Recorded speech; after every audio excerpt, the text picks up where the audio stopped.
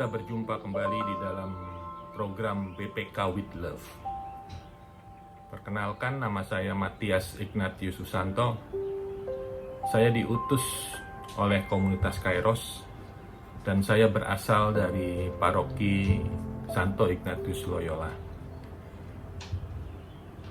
Sebelum kita memulai permenungan hari ini, mari kita tundukkan kepala dulu, kita berdoa, kita tenangkan hati, kita mohon penyertaan Tuhan di dalam pewartaan hari ini. Dalam nama Bapa, Putra, dan Roh Kudus. Amin. Allah yang Maha Baik, terima kasih Tuhan untuk segala kebaikan yang Kau berikan kepada kami. Tuhan, urapi kami Tuhan, hari ini kami mau mendengarkan kebenaran firman. Buka hati kami Tuhan, agar firman-Mu sungguh-sungguh meresap di dalam hati kami, agar kami bisa menjadi pelaku-pelaku firman-Mu.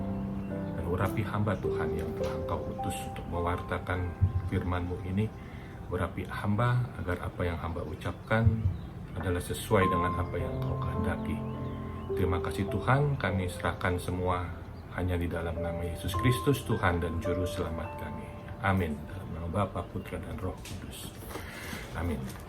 Baik, saya akan memulai dari satu perikop dari Markus 8 ayat 22 sampai dengan 26. Yaitu tentang Yesus menyembuhkan seorang buta di Betsaida. Markus 8 ayat 22 sampai 26. Kemudian tibalah Yesus dan murid-muridnya di Betsaida. Di situ orang membawa kepada Yesus seorang buta, dan mereka memohon kepadanya supaya ia menjamah dia. Yesus memegang tangan orang buta itu dan membawa dia keluar kampung. Lalu ia meludahi mata orang itu dan meletakkan tangannya atasnya dan berkata, "Sudahkah kau lihat sesuatu?"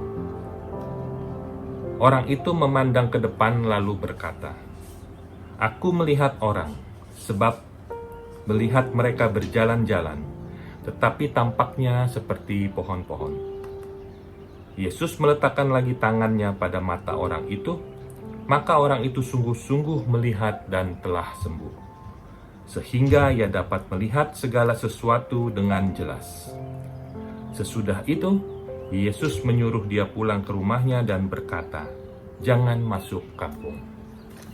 Membaca perikop ini, saya sungguh teringat ketika pertama kali saya mengenal Yesus, ketika Yesus menjamah saya. Saya seperti si orang buta ini, yang ketika saya berjumpa dengan Yesus, saya bisa melihat suatu kebenaran yang berbeda dengan apa yang selama itu saya percaya, apa yang saya jalani. Ada suatu perubahan dari cara berpikir saya, bahwa ternyata apa yang saya lakukan itu salah. Disitulah pertobatan saya terjadi. Tetapi di dalam perjalanan pertobatan saya merasa bahwa ketika saya sudah berjumpa secara pribadi dengan Yesus pada waktu itu, saya merasa segala sesuatu saya sudah baik, segala sesuatu sudah benar, segala sesuatu apa yang saya pikirkan, segala sesuatu apa yang saya perbuat, itu semuanya sudah baik karena saya sudah bertobat. Hal ini juga banyak terjadi pada teman-teman kita yang ketika bertobat begitu mengalami perubahan hidup, mengalami perubahan cara berpikirnya, dan banyak juga yang merasa bahwa segala sesuatu sudah betul, apa yang saya ucapkan, saya lakukan semuanya sudah betul. Tetapi pada kenyataannya, saya masih sering kali jatuh. Dalam arti saya masih sering kali berpikir atau saya mengambil tindakan atau melakukan juga hal-hal yang sesungguhnya saya tidak menunjukkan bahwa saya telah berubah, bahwa saya telah mengalami Kristus. Maka bagaimana kita harus terus bisa merubah, bisa membuat hati kita pikiran kita itu selalu tertuju kepada Kristus, supaya kita itu tidak kembali jatuh lagi ke dalam dosa kita, ke dalam perbuatan yang tidak diinginkan. Saya tertarik dengan ayat 25. Yesus meletakkan lagi tangannya pada orang itu, maka orang itu sungguh-sungguh melihat dan telah sembuh, sehingga ia dapat melihat segala sesuatu dengan jelas. Di sini dikatakan bahwa Yesus meletakkan lagi tangannya pada mata orang itu. Mata orang buta itu setelah disentuh oleh Yesus, dia terbuka, dia bisa melihat, tetapi dalam keadaan yang samar-samar, dalam keadaan yang tidak terlalu jelas. Yesus mengetahui itu. Maka Yesus kembali menjamah orang itu. Dia meletakkan lagi tangannya pada mata orang itu, sehingga orang itu sungguh-sungguh bisa melihat. Nah, ini yang harus kita lakukan, dan apa yang saya lakukan ketika saya merasa bahwa saya sudah melihat semua kebenaran firman Tuhan, bahwa saya sudah melihat apa yang Tuhan inginkan saya lakukan, tetapi ternyata saya masih melihatnya dengan cara yang samar-samar, cara yang belum sepenuhnya jelas. Maka saya perlu datang lagi kepada Tuhan, saya minta lagi kepada Tuhan untuk terus memberikan saya penglihatan yang lebih jernih, memberi penglihatan yang lebih jelas lagi, agar saya betul-betul bisa merasakan firman Tuhan itu hidup di dalam kehidupan saya. Di dalam satu perumpamaan yang Yesus ceritakan mengenai benih yang tumbuh di beberapa tempat, di situ dikatakan bahwa benih ini yang kita ibaratkan sebagai firman Tuhan. Benih jatuh di pinggir jalan, yaitu diibaratkan firman Tuhan yang jatuh di dalam hati yang tertutup, hati yang tidak mau menerima firman Tuhan itu.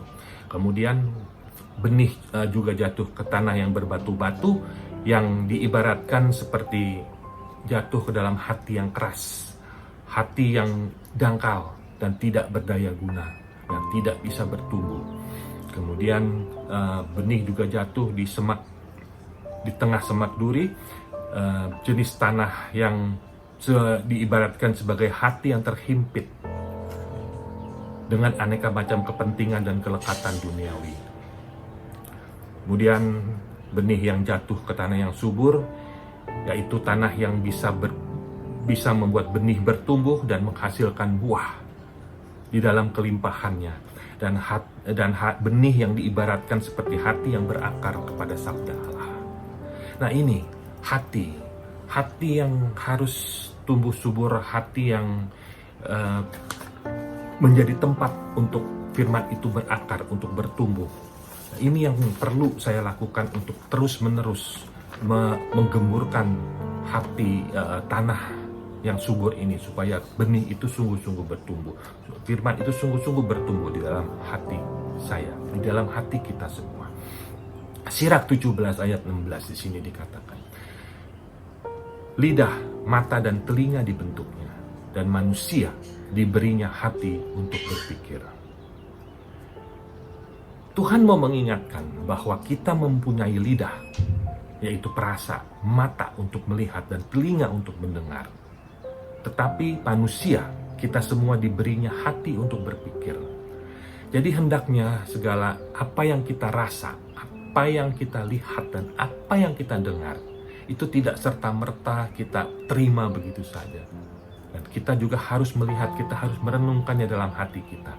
Apakah semua itu sungguh-sungguh berkenan? Jadi bukan cuma karena keinginan hatiku, aku mau melakukan, karena aku merasakan ini baik, karena aku melihat ini indah, ini bagus. Kemudian juga saya mendengar segala sesuatu yang kelihatannya, kedengarannya itu enak. Nah, jadi manusia diberikan hati oleh Tuhan, dan hati inilah tempat firman Tuhan ini bertumbuh. Nah, bagaimana kita mempunyai hati yang subur? Juga ada dikatakan kita harus berwaspada. Di dalam Sirach 21 ayat 26 ditulis, hati orang bodoh ada di dalam mulutnya, tetapi mulut para bijaksana ialah hatinya. Artinya, hati-hati dengan ucapan kita. Apa yang kita dengar, apa yang kita lihat, apa yang kita rasakan, biasanya kita langsung meresponnya itu dengan kata-kata, dengan suatu pembalasan, perkataan kita membalas dengan mulut kita.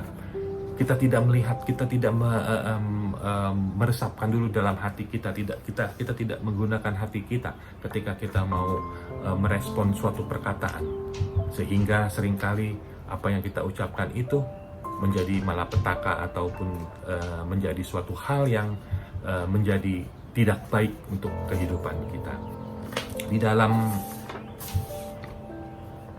hati kita, segala sesuatu yang tertanam, benih yang sudah tertanam itu, yang sudah berakar di dalam hati kita itu, hendaknya hati kita itu tetap harus terjaga, di mana Yesus sudah bertahta di dalam hati kita.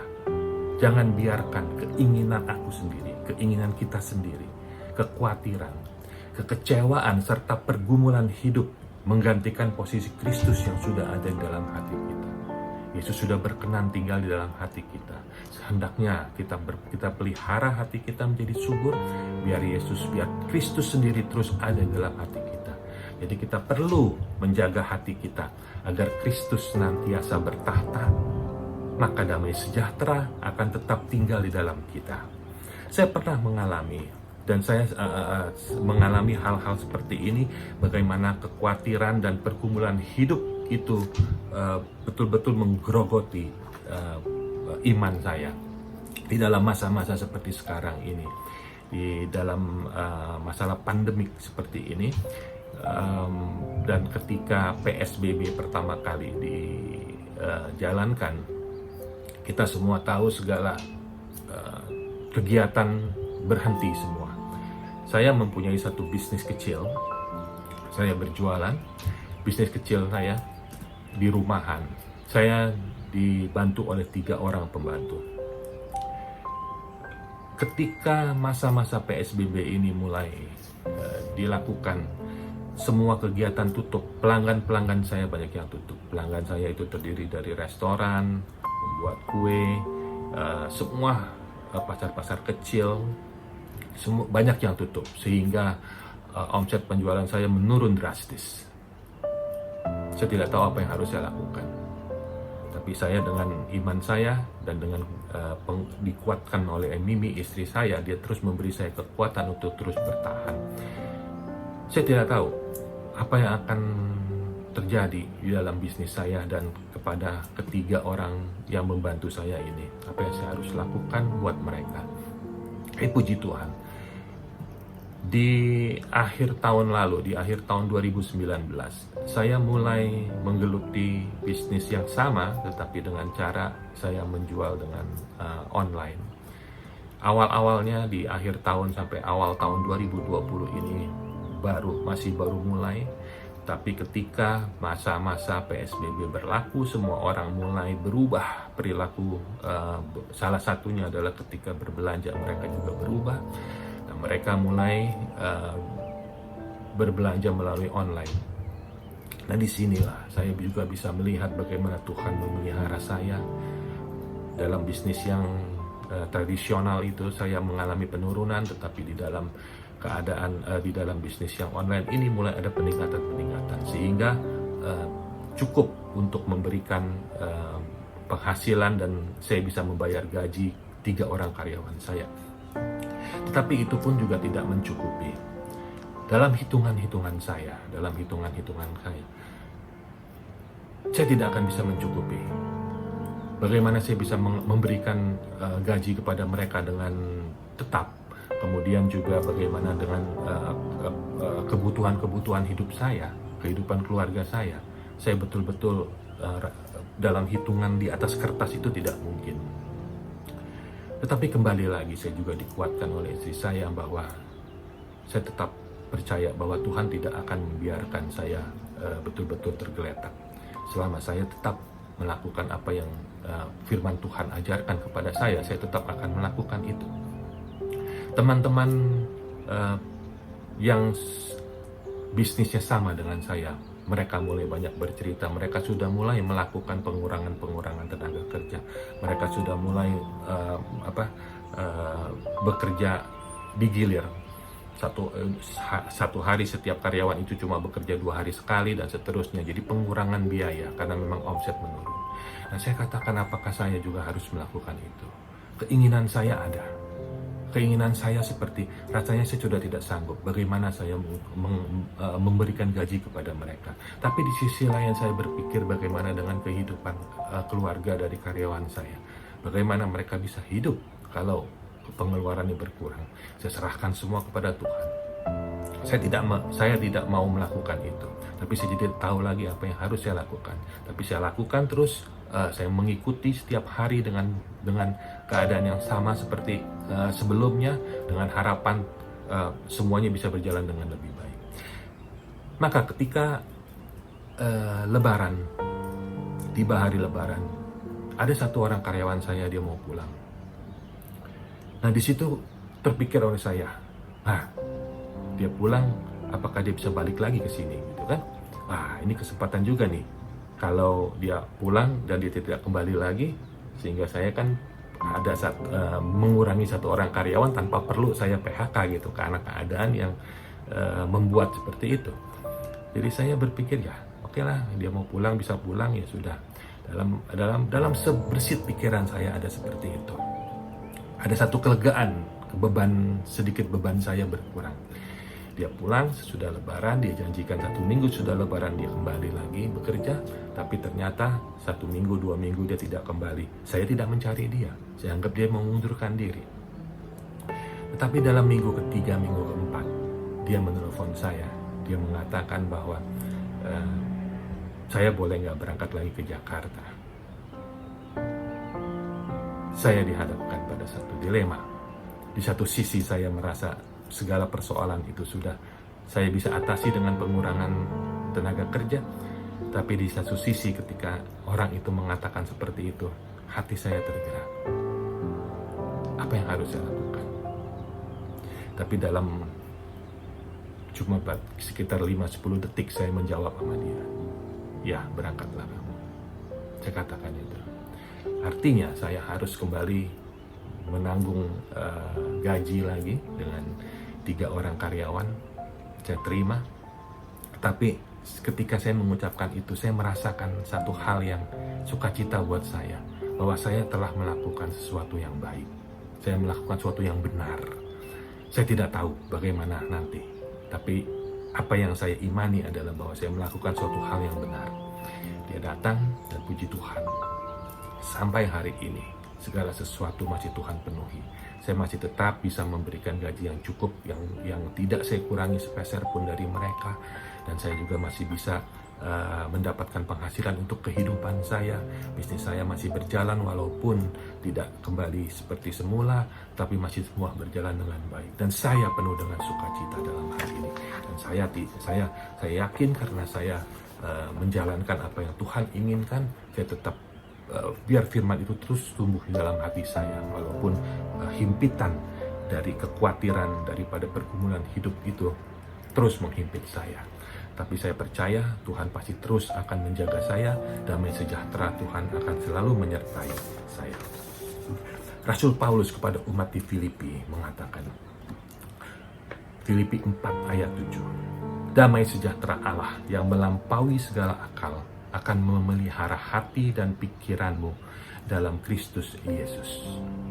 Ketika hati dan pikiran kita tercurah kepada Kristus, kepada Yesus, saya percaya damai sejahtera Allah itu akan terus memelihara hati dan pikiran kita. Di luar akal kita, di luar akal budi kita, hitung-hitungan tidak masuk akal, tetapi saya percaya segala sesuatu tidak ada yang mustahil bagi Tuhan. Maka di dalam Yohanes 14 ayat 27, Yesus sendiri mengatakan bahwa damai sejahtera ku tinggalkan bagimu, damai sejahtera ku berikan kepadamu. Saya mengimani itu. Saya percaya Tuhan Yesus memberikan damai sukacita kepada kita semua, kepada saya, kepada keluarga saya. Kita biarkan Kristus terus merajai dalam hati kita, biarkan hati kita itu gembur, biarkan hati kita itu subur untuk firman itu bisa tumbuh.